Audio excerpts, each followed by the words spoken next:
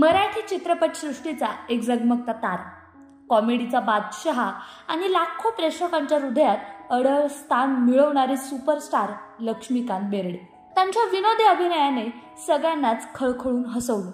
पण त्यांच्या आयुष्यातील काही पैलू मात्र फार कमी लोकांना ठाऊक आहे. आज आपण जाणून घेणार आहोत त्यांच्या आयुष्यातील एक हळवा पण अत्यंत महत्त्वाचा टप्पा, त्यांची पहिली पत्नी रुही बेर्डे यांच्याविषयी.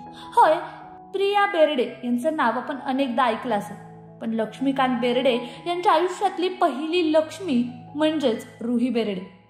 खरं नाव पद्मा, पडद्यावरचं नाव रुही आणि व्यक्तिमत्व एकदम तेजस्वी आणि हुशार.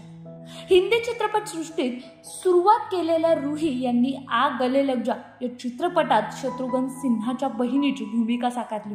पण त्यांच्या अभिनयाची खरी ओळख झाली मराठी रंगभूमीवर.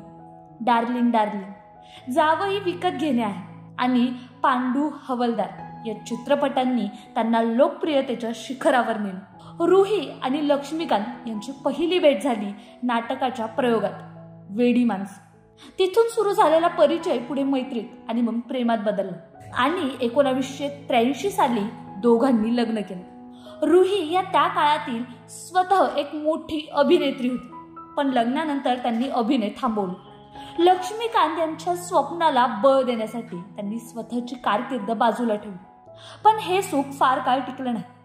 15 वर्षाच्या सहजीवनानंतर काळाने त्यांचं नातं हिरावून घेतलं. 5 एप्रिल 1998 रोजी अंधेरी येथे गाडीतून जाताना रुही यांना ब्रेन हॅमरेज झालं आणि काही दिवसातच त्या काळाच्या पडद्याआड गेल्या. रुही यांच्या जाण्याने लक्ष्य अक्षरशः ढासळून गेले. त्याच्या जवळच्या मैत्रीण वसुंधरा साबळे म्हणतात, ती खरंच त्यांची लक्ष्मी होती.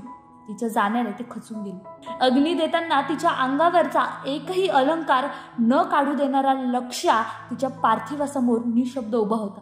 आज जरी रुही आपल्यात नसल्या तरी त्यांच्या आठवणी, त्यांच्या भूमिका आणि त्यांच्या प्रेमाचा सुगंध अजूनही लक्ष्मीकांत बेर्डेंच्या यशात दरवळत राहतो.